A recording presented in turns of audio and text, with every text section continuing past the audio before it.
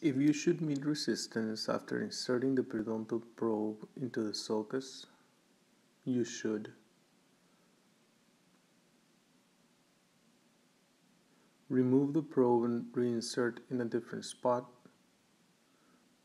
Lift the probe away from the tooth and attempt to move it apically. Force the probe beyond the obstruction. Remove the probe and select one with narrower diameter, or record a measurement where the probe stopped.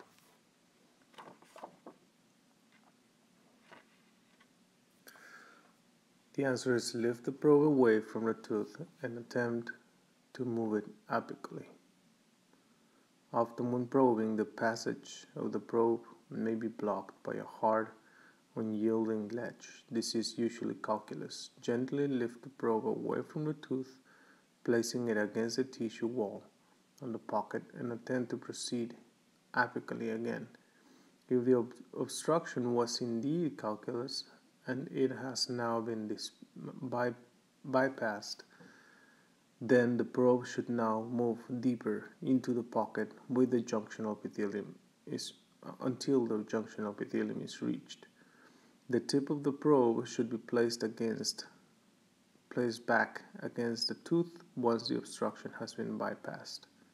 Remember, the probe should be inserted parallel to the vertical axis of the tooth and walked circumferentially around each surface of each tooth to detect the areas of deepest penetration.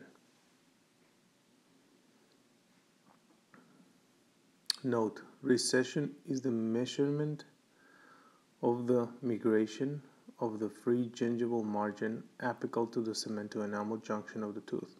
Again, recession is the measurement of the migration of the free gingival margin apical to the cemento-enamel junction of the tooth.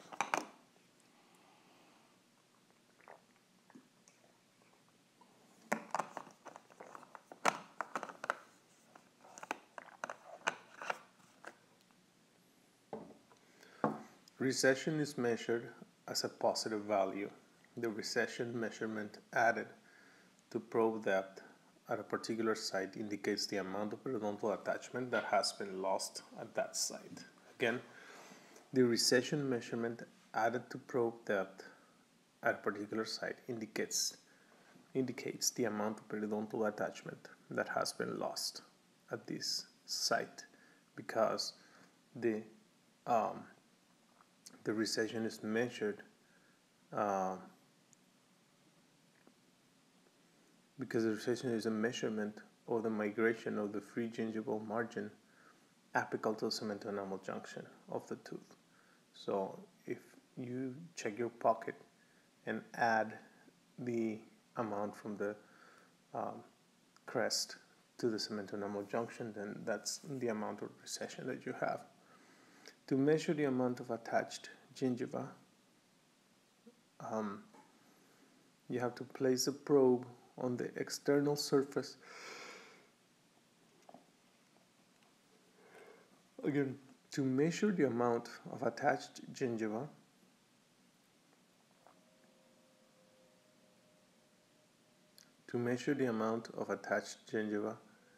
place a probe on the external surface of the gingiva and measure from the mucogingival junction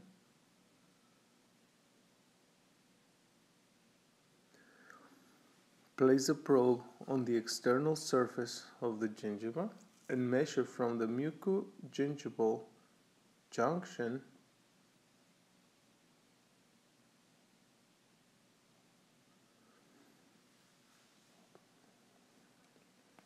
to the gingival margin to determine the width of the total gingiva. Insert the probe and measure probing depth. Subtract the probing depth from the total gingival measurement to get the width of the attached gingiva. Again, To measure the amount of attached gingiva,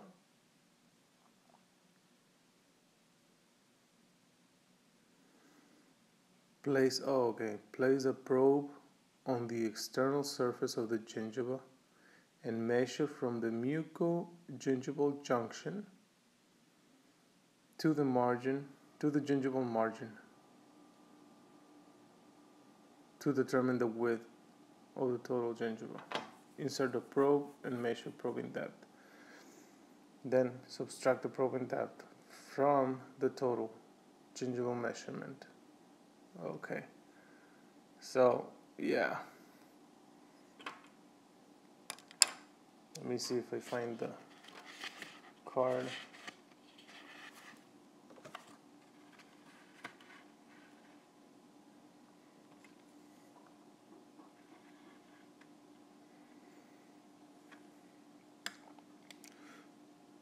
So to measure the amount of attached gingiva,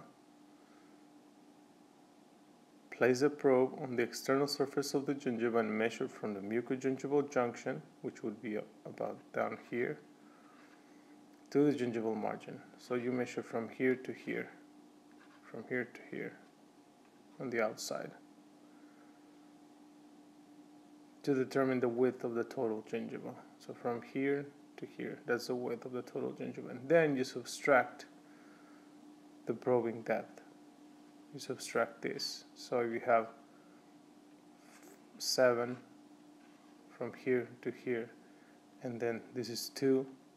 You subtract this 2 to the whole 7, and you have 5, which would be the total gingival measurement of the attached gingiva.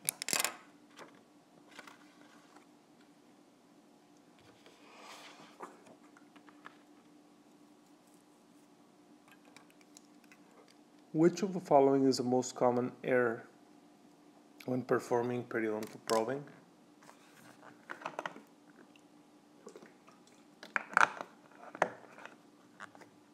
One, using the wrong type of probe. 2, incorrectly reading the periodontal probe. 3, excessively angling the probe when inserting it interproximally beyond the long axis of the tooth, or forgetting to also probe the lingual of every tooth. I would say excessively angling the probe.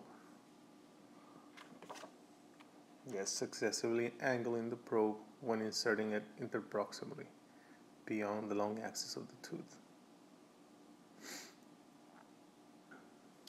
This will give greater probe readings than are actually present. Excessively angling the probe when inserting it interproximally beyond the long axis of the tooth. Tilting the probe could affect the accuracy of measurements. If the probe is angled too much, it will extend beyond the contact area, and if it isn't angled enough, then it will be at the line angle instead of under the contact area.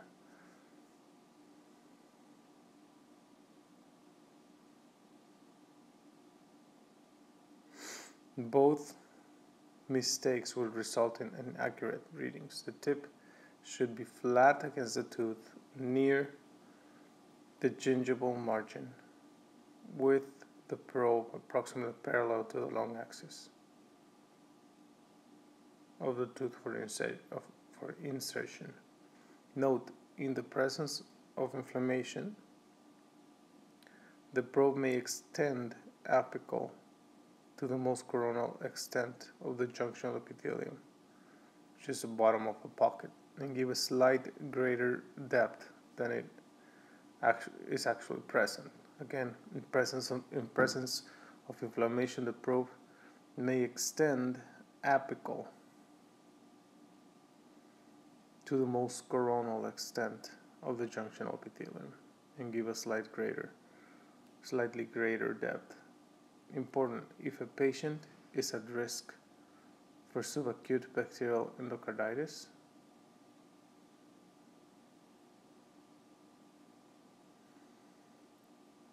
He or she needs to be pre-medicated before performing periodontal probing.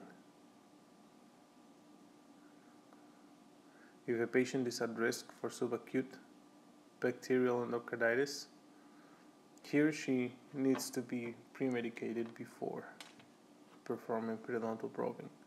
Remember, bacteremia can occur even with mastication or brushing. However, it does not last long.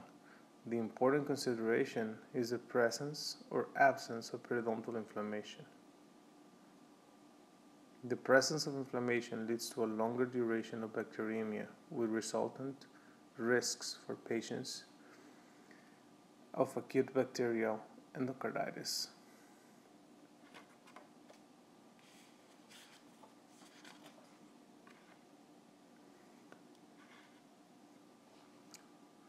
Toothbrush trauma or abrasion usually occurs on centrals and laterals, canines and premolars, second and third molars, first and second molars, canines and premolars. Toothbrush trauma abrasion usually occurs on teeth that are the most prominent in the dental arch. The maintenance of oral health is enhanced by the use of a soft bristle toothbrush with a dentifrice of optimum abrasiveness and the dental floss. A hard bristle toothbrush is capable of causing gingival recession and abrasion of enamel and or cementum and should be avoided. The abrasive quality of dentifrices affects enamel, but abrasion is more of a concern for patients with exposed dentin because dentin is abraded 25 times faster and cementum 35 times faster than enamel. This can lead to tooth surface abrasion and root sensitivity. Hard tissue damage from oral hygiene procedures is mainly due to abrasive dentifrices, whereas gingival lesions can be produced by toothbrush alone. Trauma from toothbrushing may result in the following: recession of the marginal gingiva, lacerations of the soft tissues including the attached gingiva and the alveolar mucosa, B-shaped notches in the cervical areas of the teeth, gingival clefts, which are narrow grooves that extend from the crest of the gingiva to the attached gingiva. Again, gingival clefts are narrow grooves that extend from the crest of the gingiva to the attached gingiva. The location of the above alterations is frequently inversely related to the right or left-handedness of the patient. Remember, in gingival atrophy or recession, the tissue appears to be otherwise normal.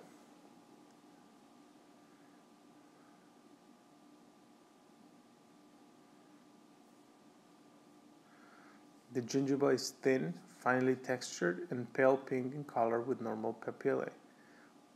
The gingival sulci are very shallow. Plaque is minimal.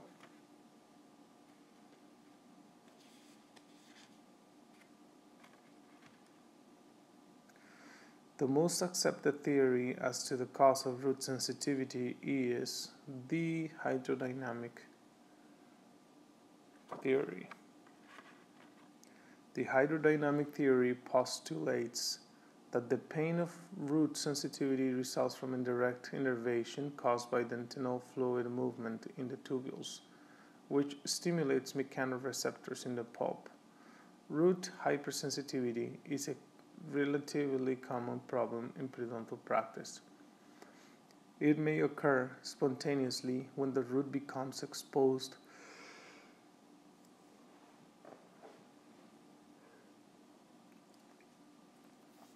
as a result of gingival recession or pocket formation, or it may appear after scaling and root planning and surgical procedures.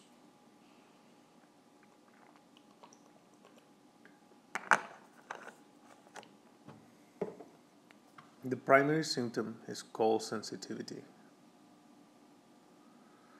Plaque and food debris, if allowed to remain on exposed root surfaces, often lead to increased sensitivity. Note: to reduce the sensitivity to thermal change after removal of a periodontal dressing, it is best to keep the roots free of plaque. The most common agents used by the patient for oral hygiene are dentrifices.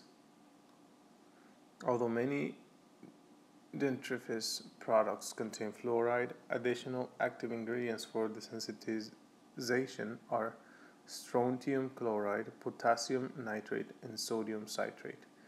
The ADA has approved the following dentrifices for desensitizing purposes: Sensodyne and Thermodent, which contain strontium chloride. Strontium chloride is in Sensodyne and Thermodent. Strontium chloride.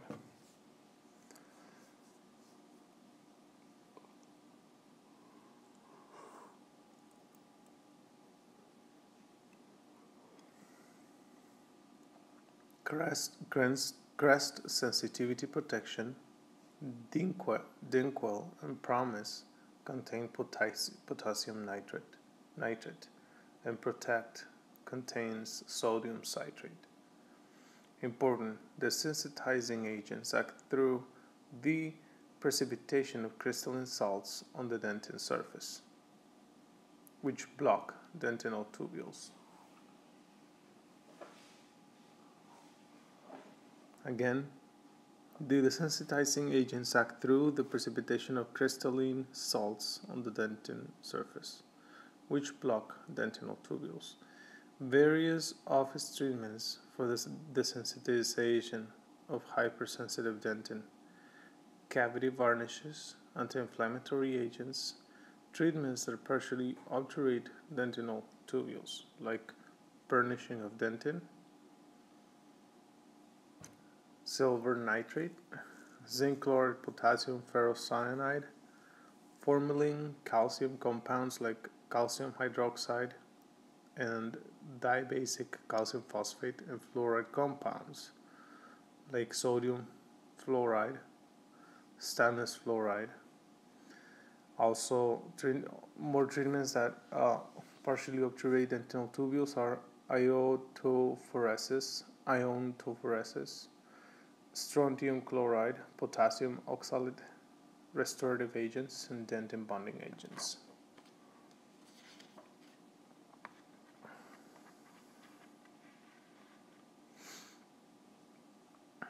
The most important factor in the control of hypersensitive roots among patients with periodontal disease after gingival recession has exposed the cervical portions of teeth is the prescription of home fluoride rinses, the minimal removal of tooth structure during root planning,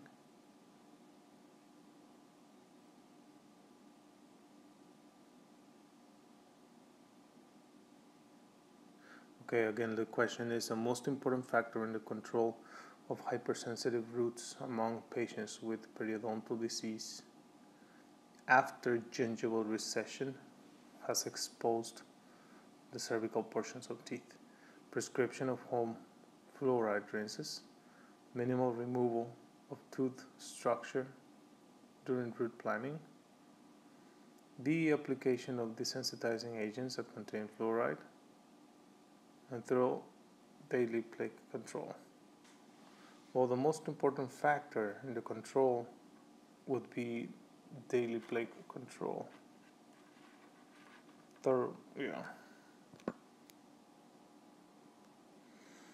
Sometimes these areas will become sensitive if the root is exposed. The patient will complain of cold sensitivity. The hypersensitivity will sometimes subside in time with daily plaque removal using a soft brush. This will help desensitize the root surface by allowing remineralization of the root surface.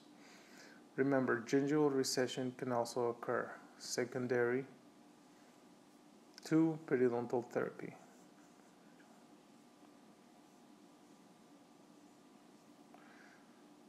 This may have additional significance in the older patient, namely increased risk for cervical abrasion and dentinal sensitivity, and most importantly, predisposition to root caries. The acids and toxins produced by the plaque organisms are very irritating to the pulp by way of odontoblastic processes. Again, the acid and toxins produced by the plaque organisms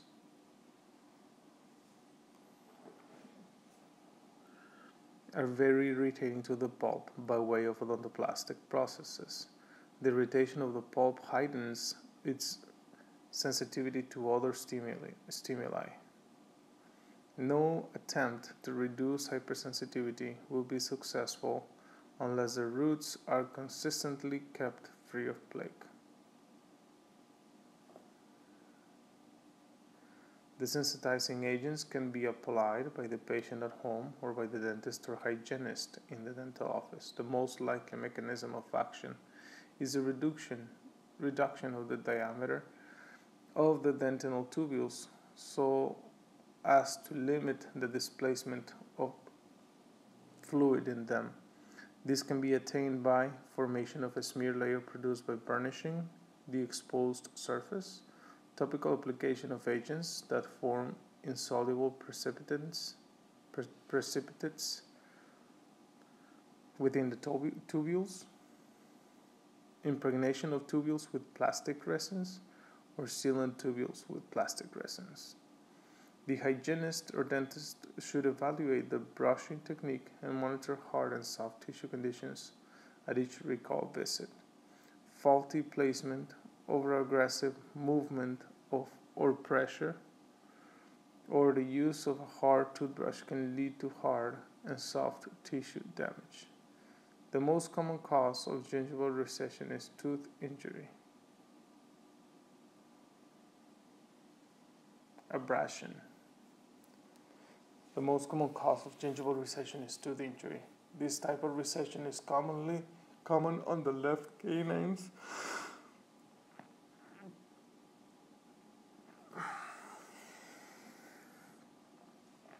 of right-handed persons, or right canines on left-handed persons.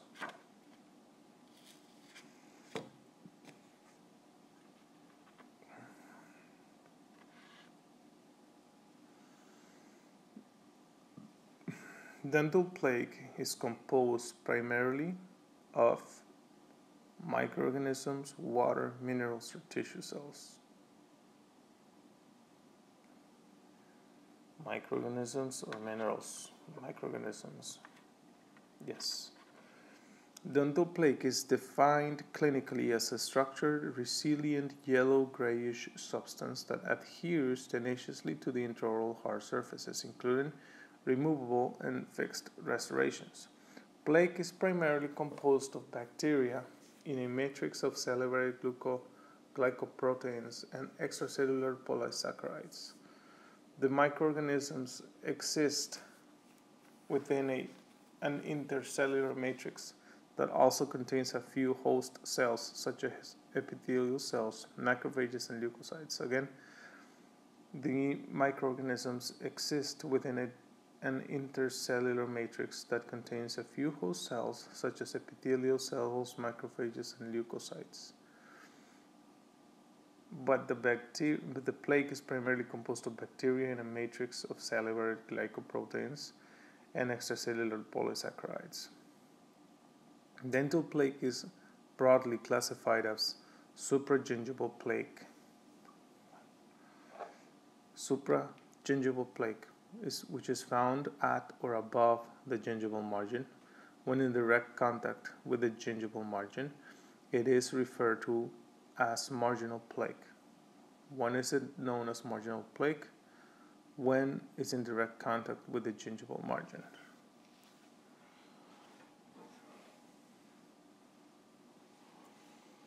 Gram-positive cocci and short rods predominate at the tooth surface, whereas gram-negative rods and filaments as well as spirochetes predominate in the outer surface of the mature plaque mass.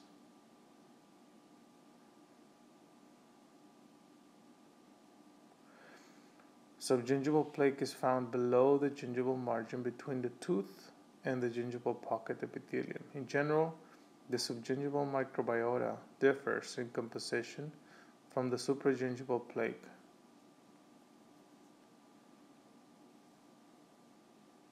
Primarily because of the local availability of blood products and the low oxidation reduction potential, which characterizes the anaerobic environment.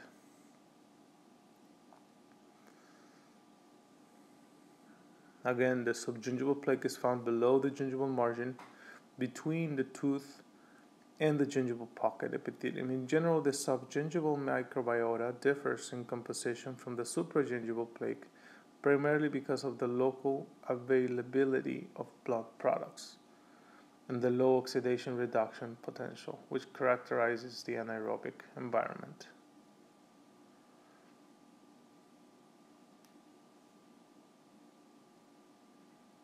The cervical plaque and the deeper parts of the pocket in the subgingival plaque. The cervical plaque is if it's tooth associated, will be gram-positive rods and cocci, and if it's tissue associated, it will be gram-negative rods and cocci plus filaments, flagellated rods, and spirochetes.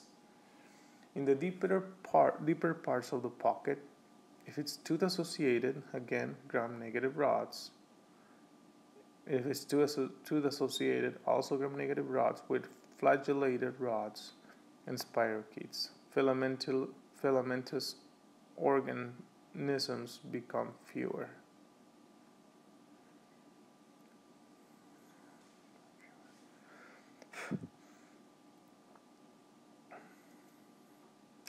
The composition of the subgingival plaque depends on the pocket depth.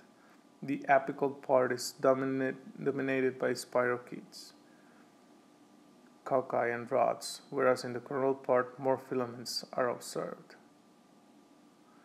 Important: the overall pattern observed in dental plaque development shows a shift from the early aerobic environment characterized by gram-positive facultative species to a high oxygen deprived environment in which gram-negative anaerobic microorganisms predominate. Again, in overall pattern observed,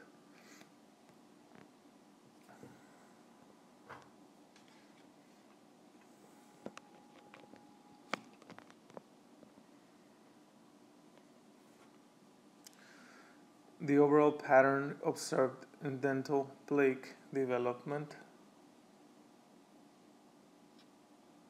shows a shift from the early aerobic environment characterized by gram-positive facultative species to a highly oxygen-deprived environment in which gram-negative anaerobic microorganisms predominate.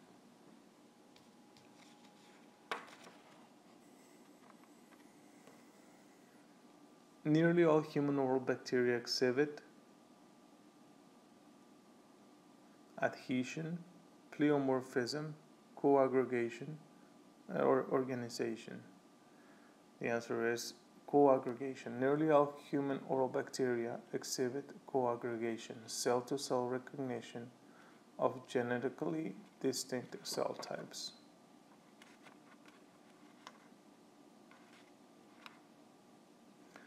The process of plaque formation can be divided into three major phases. The formation of the pellicule on the tooth surface. All surfaces of the oral cavity are coated with a pellicule. The initial phase of plaque development. Within nanoseconds after vigorously polishing the teeth, a thin saliva-derived layer called the acquired pellicule covers the tooth surface. This pellicule consists of numerous components.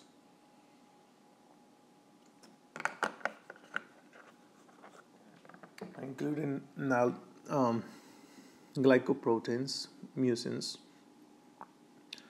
proline-rich proteins, phosphoproteins, e.g. statirin, histidine-rich proteins, enzyme like alpha amylase, and other molecules that can function as adhesion sites for bacteria. The mechanisms involved in enamel pellicle formation include electrostatic, van der Waals, and hydrophobic forces.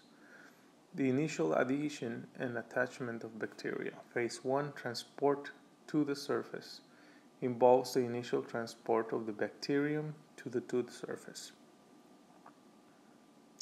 Phase 2, initial adhesion, results in an initial reversible adhesion of the bacterium, mediated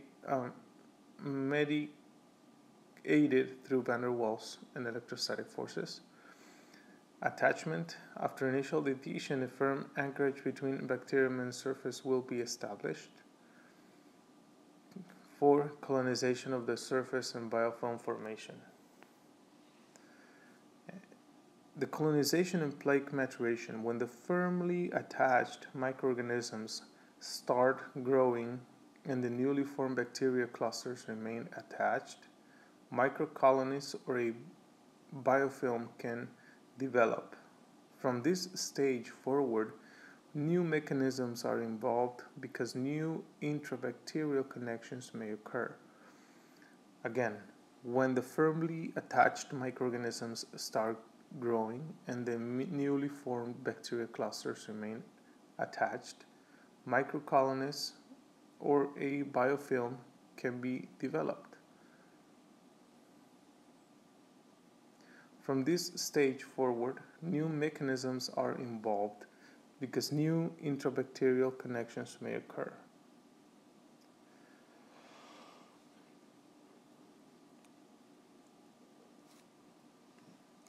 At least 18 genera formed from the oral cavity have shown some form of coaggregation, which is cell-to-cell recognition of genetically distinct partner cell types. Essentially, all oral bacteria, but specifically Fusobacterium nucleatum, possess surface molecules that foster some type of cell-to-cell interaction. Think about fusing, Fusobacterium nucleatum. They will have some type of cell-to-cell interaction. This process occurs primarily through the highly specific stereochemical interaction of protein and carbohydrate molecules located on the bacterial cell surface, in addition to the less specific interactions resulting from hydrophobic, electrostatic, and van der Waals forces.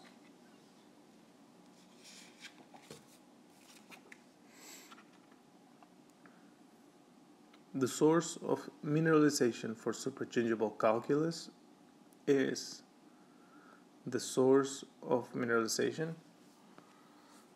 saliva.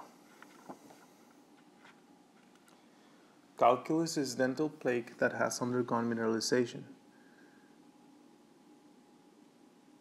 It forms on the surface of natural teeth and dental prostheses. Saliva is the source of mineralization for supergingival calculus, whereas the serum transudate called gingival clavicular fluid furnishes the minerals for subgingival calculus.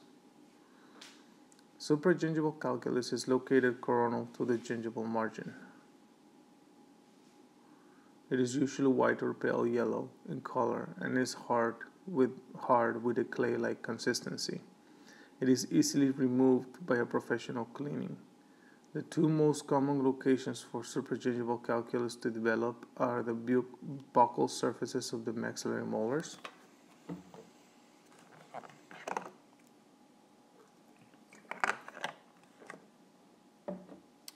and the lingual surfaces of the of the mandibular anterior teeth. Saliva from the parotid gland flows over the facial surfaces of the maxillary molars through the stents and product whereas the orifices of Wharton duct and Bartolini duct empty onto the lingual surfaces of the mandibular incisors from the submandibular and sublingual glands, respectively.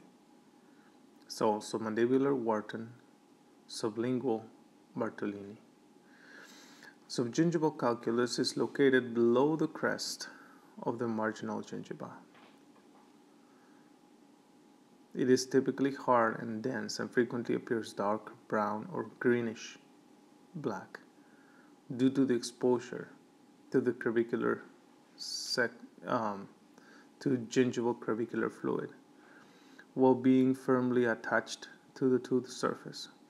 Differences in the manner in which calculus is attached to the tooth surface affect the relative ease or difficulty encountered in its removal.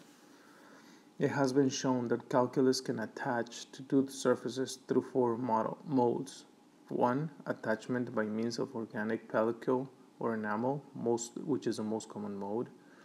Another way of doing it, of attaching to tooth surfaces, is mechanical locking into surface irregularities.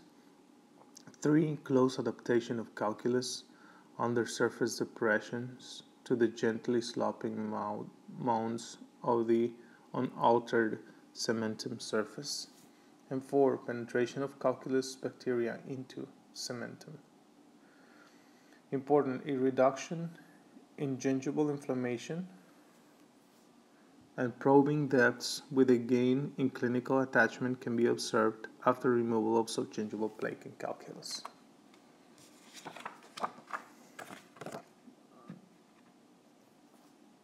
When extensive scaling and root planning must be performed, the best approach would be, again, when extensive scaling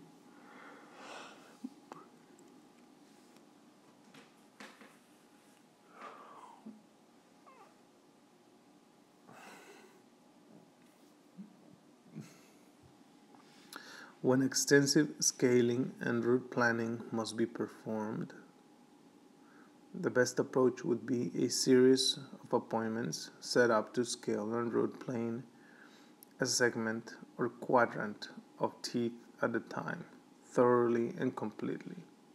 Second, gross debridement of the entire mouth, followed by a series of appointments for fine scaling and polishing. 3. Perform everything in a single appointment or none. It will be the first one, which is a series of appointments set up to scale and root plan a segment of quadrant of teeth at a time, thoroughly and completely.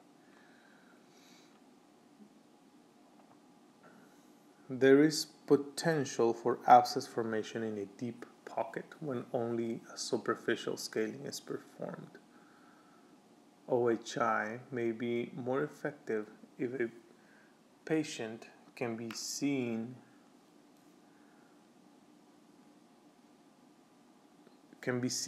healing tissue in an area that has been completely debrided and compare it to the tissue in an untreated area. A patient who has had a gross debridement will see a marked visual improvement of the oral cavity and may understand the importance and necessity of the deep cleaning and root planning appointments. This may cause the patient to not follow through with the scheduled appointment, and the patient's periodontal condition will be allowed to deteriorate further. Again, a patient who has had a gross debridement will see a marked visual improvement in the oral cavity and may not understand the importance and necessity of the deep scaling and root planning appointments. Important clinical evaluation of the soft tissue response to scaling and root planning, including probing, should not be conducted earlier than 2 weeks postoperatively. Re-epithelialization of the wounds created during instrumentation takes 1 to 2 weeks. Until then, gingival bleeding on probing can be expected, even when calculus has been completely removed.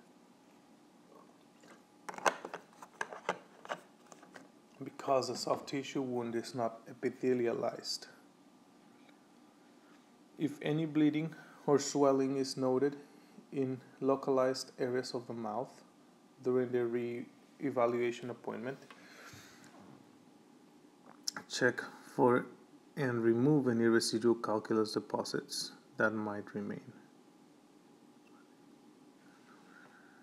Again, if any bleeding or swelling is noted in localized areas of the mouth during the re-evaluation appointment,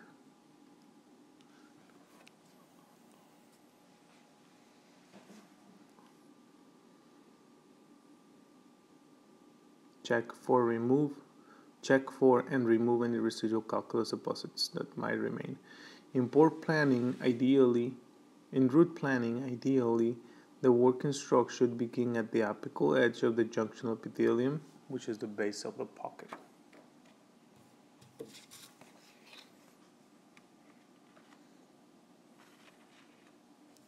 Specific bacteria are implicated in the periodontal disease and are commonly found at the site of infection. The red complex bacteria consists of the following. Select all that apply. Red is PTT, so it's Porphyromonas, Tenerella, and Treponema.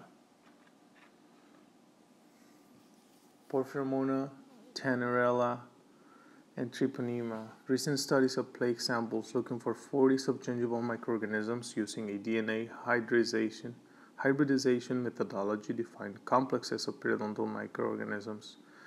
The composition of the different complexes based on the frequency with which different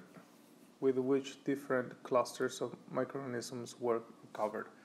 The early or primary colonizers are either independent or defined complexes, or members of the yellow or purple complexes. Again, the early colonizers are either independent of defined complexes or members of the yellow or purple complexes. So, colonizers that are independent of defined complexes are like Actinomyces nislundi and Actinomyces viscosus. And the members of the yellow are the Streptococcus